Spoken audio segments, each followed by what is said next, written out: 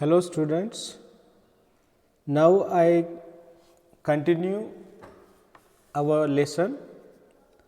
The name of our lesson is Coming of Gandhi, and here Pandit Nehru as a writer telling us the condition of India and Indian during the First World War and in the clutches of British rulers. So, what was the condition of Indian politics, even what was the condition of industrial workers. So, we are talking here about the condition of industrial workers. Let us continue. I remember visiting some of the slums and hovels of industrial workers. Here, Pandit Nehru is talking about the condition of industrial workers of India. It was said that industrial workers work hard to create benefit, profit, but the whole profit went to the honors of foreigner and some to some rich millionaires of India. But those who have worked hard to create that dividends, profits, they were living in a very bad condition. Pandit Nehru सांगतात की ज्या industrial वर्कर्सनी इंडस्ट्रीमध्ये in A cotton and Jutes mills म्हणजे ज्या काही cotton आणि ज्यूट्सच्या mills होत्या त्या मिल्समधून जे काही प्रॉफिट कमवलेलं होतं 100% 200% पर्यंत प्रॉफिट कमवलेलं होतं. बट ते सगळं प्रॉफिट जे आहे ते सगळं प्रॉफिट काही ब्रिटिश ऑनर्सना मिळालं, काही इंडियातली जी श्रीमंत लोक होती त्यांना मिळालं. परंतु जे मेन होते ज्यांनी हे प्रॉफिट घडवून आणलं होतं they were living in a very poor condition. ते अतिशय पुअर कंडिशनमध्ये राहत होते. They were living in a slums. Here the word slums. Slums means small jhuggi. Second word is there hovels. म्हणजे छोटी छोटी घरं, झोपडपट्टी आपण म्हणू शकतो. Inhabitant covered by very poor peoples. They were living in a slums. Up industrial worker gasping for breath there. Pandit Nehru सांगतात when he visited the place he saw the horrible condition of these poor industrial worker and the way they were living in such a congested place. Gasping for breath there. Gasping means धापा टाकणे. Breathing heavily with open mouth. धापा टाकणे that is called painting. म्हणजे ज्यावेळेस पंडित नेहरूंनी ते जे slums आहे झोपडपट्टीला visit केलं त्यावेळेस ही वॉज जस्ट पॅन्टिंग. म्हणजे ते बघून ते धापा टाकायला लागले. And dazed and full of horror and अँगर. डास्ड. डास्ड म्हणजे घाबरलेले. Bewildered and was very angry. He became very angry to see such a condition of Indian. म्हणजे भारतीय लोकांची अशी परिस्थिती बघून त्यांना अतिशय राग आला होता आणि इवन त्यांना खूप भीतीसुद्धा वाटायला लागली होती. I remember also going down a coal mines in Jharia. Coal mines in Jharia म्हणजे झारिया हे एक ठिकाण आहे आणि त्या झारिया या प्रदेशामध्ये जे काही कोल माइन्स होत्या त्या कोल माइन्सना पंडित नेहरूंनी व्हिजिट केलं. He is telling us the incident what happened in the coal mines of Jharia. Seeing the condition in which our women folk worked there, it was surprising that women were working in the underground mines. म्हणजे अतिशय आश्चर्याची गोष्ट होती की स्त्रिया त्या underground माइनमध्ये it was very risky to work, म्हणजे अतिशय रिस्की अशा ठिकाणी त्या अंडरग्राऊंड माइन्समध्ये स्त्रिया काम करत होत्या. And that shock Pandit Nehru, आणि ही गोष्ट पंडित नेहरूला अतिशय आश्चर्याची वाटली. I can never forget that picture of the shock that came to me that human beings should labor thus. म्हणजे ते पिक्चर बघून, म्हणजे ज्या पद्धतीने त्या स्त्रिया तिथे काम करत होत्या, दॅट वॉज व्हेरी शॉकिंग. म्हणजे ते जे पिक्चर, ते जे साईट पंडित नेहरूंनी बघितली ते अतिशय आश्चर्यकारक होती आणि त्यांना खूप जोराचा धक्का बसला. Woman were subsequently prohibited from working underground. खरं पाहता स्त्रियांना अंडरग्राऊंड माइनमध्ये काम करण्यापासून प्रोहिबिटेड केलेलं होतं, प्रतिबंधित घातलेलं होतं. आणि प्रतिबंधित घातलेलं असूनसुद्धा because working underground the mine as it was very risky work, so woman were not allowed to work in such a risky place. But now they have been send back. परंतु आता त्यांना परत कामावर पाठवलेलं होतं. म्हणजे जेव्हा की स्त्रियांवर अंडरग्राऊंड माइन्समध्ये जाऊन काम करणं याच्यावर बंदी घातलेली होती, आणि असं असताना सुद्धा त्यांना तिथे जाऊन काम करावं लागत होतं. आणि हे जेव्हा पंडित नेहरूंनी बघितलं त्यांना खूप आश्चर्य वाटलं आणि त्यांना वाईटसुद्धा वाटलं. But and Wien it was asked Y they were working, आणि जेव्हा विचारण्यात आलं की ते तिथे का काम करतात, it was said that they have been send back there because we are told war needs require additional labour.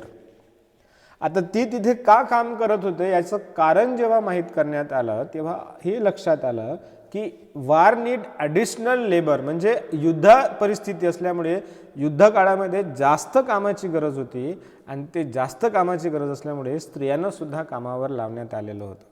It was said that because as war needs require additional labor, they were sent to work in underground mines. And yet millions of men are starving. Starving म्हणजे उपासमार होणे. Starving चा अर्थ होतो suffering from hungers. Yet millions of men are starving and unemployed. Unemployed म्हणजे बेरोजगार. मग स्त्रिया जर अंडरग्राऊंड माइन्समध्ये कामाला जात होती तर मग पुरुषांची कमी होती का, तर तसं नव्हतं. Mens were starving and unemployed, म्हणजे माणसं होती त्यांची उपासमार सुद्धा होत होती आणि ते बेरोजगार सुद्धा होते. But there is no lack of men, but the wages are so low and the condition of work so bad that they do not attract.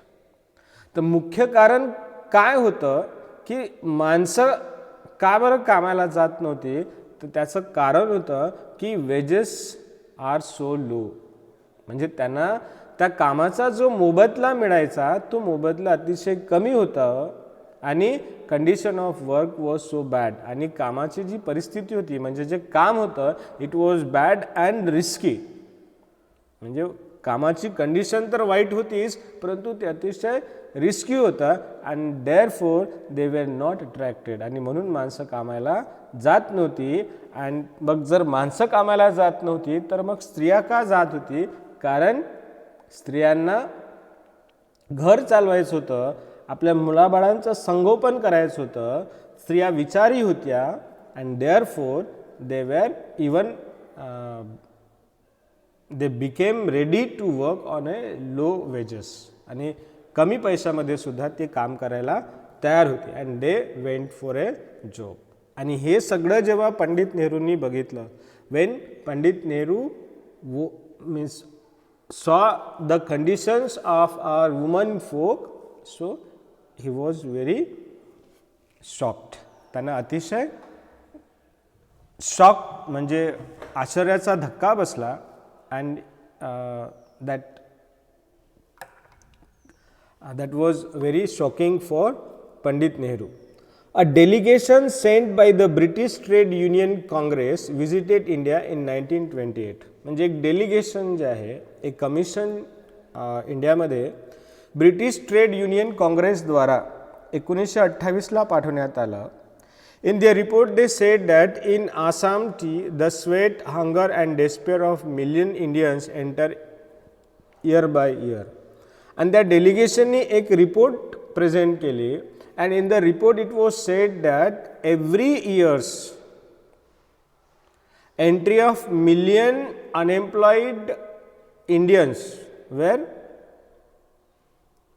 increasing. म्हणजे प्रत्येक वर्षाला भारतात म्हणजे जे काही उपासमार झालेली किंवा डेस्पेअर निराश असलेली अनएम्प्लॉईड लोकांची जी संख्या आहे ते प्रत्येक इयरला day by day it was increasing. ती संख्या जी आहे ती वाढत चाललेली आहे. The director of public health in Bengal in his report for 1927-28 said that the peasantry of that province were taking to a diet on which even rats could not live for more than 5 weeks. म्हणजे बेंगॉलमधील जे health department आहे, director of public health in Bengal, त्यांनी एक report present केलं 1927-28ला आणि त्या रिपोर्टमध्ये असं सांगण्यात आलं होतं की जे इंडियातली जी पिझंट्री आहेत, पिझंट्री म्हणजे फार्मर्स, शेतकरी आहेत, दे were taking to a diet म्हणजे त्यांना असं आहार मिळते, they were getting such a diet on which even rats could not live for more than 5 weeks. म्हणजे ते जे डाईट आहे उंदरंसुद्धा जर घेतील तर ते 5 हप्त्यापेक्षा जास्त दिवस जगू शकणार नाही. म्हणजे एवढ्या निकृष्ट पद्धतीचं आहार किंवा खाद्यपदार्थ जे आहे भारताच्या शेतकऱ्यांना मिळत होता. Means they were getting such a food which having very low nutritional value, means even they were not getting good diet. अशी भारताची परिस्थिती झालेली होती. केव्हा? बिफोर गांधीजी, म्हणजे गांधीजी यांच्या अगोदर. पंडित नेहरू सांगतात की what was the condition of India before Gandhi, म्हणजे गांधीजींच्या अगोदर भारताची परिस्थिती कशी होती. And that was Pandit Nehru telling about the condition of Indian industrial worker and peasantry. म्हणजे जी परिस्थिती होती इंडियन इंडस्ट्रियल वर्करची आणि शेतकऱ्यांची परिस्थिती अशी होती की त्यांना म्हणजे जे आहार मिळायचं त्या आहारामध्ये न्यूट्रिशनल व्हॅल्यूची कमी होती आणि त्यामुळे इवन ते आहार जर उंदराला दिलं तर 5 हप्त्यापेक्षा जास्त तो जगू शकणार नाही असं सुद्धा पंडित नेहरू सांगतात. World war first ended at last. आणि शेवटी पहिलं महायुद्ध संपलं. जर तुम्हाला पहिल्या महायुद्धातली म्हणजे काही पॅक्ट जर माहीत असतील इंडिया आणि ब्रिटिश गव्हर्मेंटमध्ये जी झालेली होती, त्या पॅक्टमध्ये असं सांगण्यात आलेलं आहे की ब्रिटिश गव्हर्मेंटने इंडियाला असं फोर्स केलं होतं की पहिल्या महायुद्धामध्ये जर ते ब्रिटिशांकडून जर लढले तर ब्रिटिश इंडियन गव्हर्मेंटमध्ये जे काही सक्तीचं जे रुलिंग किंवा ॲडमिनिस्ट्रेशन ब्रिटिश गव्हर्मेंटद्वारा चालू आहेत त्यावर ते निर्बंध घालतील किंवा काही प्रमाणात भारतीय लोकांना स्वातंत्र्यता मिळवून देतील आणि त्यामुळे इंडियन मिलिटरीने ब्रिटिशांना पहिल्या महायुद्धामध्ये साथ दिली होती. And world war first ended at last and the peace instead of bringing us relief and progress brought us repressive legislation and martial law in the Punjab. आणि त्यानंतर पहिलं महायुद्ध संपलं. पहिलं महायुद्धानंतर people of India were expecting peace, relief and progress. म्हणजे भारतीय लोक एक्सपेक्ट करत होते की आता आपल्याला शांती मिळेल, रिलीफ मिळेल, प्रोग्रेस होईल इंडियाचा. But instead of them they got repressive legislation. Repressive means दडपून टाकणारा, रेस्ट्रेनिंग पर्सनल फ्रीडम. म्हणजे असे लेजिस्लेशन म्हणजे कायदे बनवण्यात आले की ज्यामध्ये जे काही इंडियन लोकांचे जे काही पर्सनल फ्रीडम होते त्या पर्सनल फ्रीडमला सुद्धा त्यांनी बाधित केलं होतं. And martial law in Punjab. आणि पंजाबमध्ये मिलिटरी सरकार सुरू करण्यात आले. म्हणजे मिलिटरी सरकारमुळे जे ऑर्डिनरी लॉ होते ते ऑर्डिनरी लॉसुद्धा असं सप्रेस्ड करण्यात आलं, दाबून टाकण्यात आलेलं होतं. A bitter sense of humiliation. आणि त्यामुळे भारतीयांमध्ये एक प्रकारचे अपमानाची म्हणजे अपमान झाल्याची भावना जी आहे ती भारतीय लोकांमध्ये वाढत चालली होती. Bitter sense of humiliation, it was humiliating to Indian people. कारण की जे प्रॉमिस ब्रिटिशांद्वारे करण्यात आलेलं होतं त्यांची पूर्तता करण्याऐवजी उलट इंडियनवर सक्तीचं वातावरण निर्माण झाल्यामुळे लोकांना, भारतीयांना अपमानित झाल्यासारखं वाटत होतं. And passionate anger field a people, आणि भारतातल्या लोकांमध्ये असंतोषाचं वातावरण जे आहे ते निर्माण झालेलं होतं against British. All the unending talk of constitutional reform and Indianisation of the service was mockery. म्हणजे जे काही ब्रिटिशाद्वारे सांगण्यात आलं होतं की आम्ही तुम्हाला कॉन्स्टिट्युशनल रिफॉर्म देऊ, इंडियनायझेशन ऑफ द सर्व्हिसेस म्हणजे भारतीय जे काही सर्व्हिसेस आहेत त्यांचं इंडियनायझेशन करू, भारतीय करू, या सगळ्या गोष्टी ज्या आहे एक प्रकारचं भारतीयांसाठी उपहासात्मक होतं. It was just a mockery, no, and insult when the manhood of our country was being crushed. म्हणजे ज्या पद्धतीने माणसांवर जे एक्सप्लॉइट करण्यात आलं, अत्याचार करण्यात आलं, आणि त्यामुळे भारतीयांमध्ये एक अपमानाची भूमिका जी आहे ती निर्माण झाली. And inexorable and continuous process of exploitation was deepening our poverty and sapping our vitality. And असं असूनही जी कंटिन्यू प्रोसेस ऑफ एक्सप्लॉयटेशन, एक्सप्लॉयटेशनचा अर्थ होतो एक प्रकारे छळ करणे. अँड इनएक्सोरेबल म्हणजे जे न थांबणारं, कंटिन्युअस, कठोर, इम्पॉसिबल टू स्टॉप, असं जे कंटिन्युअस एक्सप्लॉयटेशन होतं. त्यामुळे भारतीय जे आहे ते दिवसेंदिवस आणखी गरीब होत चाललेली होती. And even their strength, their power was also gradually weakening. म्हणजे ते पॉवरसुद्धा हळूहळू कमी होत चाललेलं होतं. भारतीय लोक जे आहेत ते हळूहळू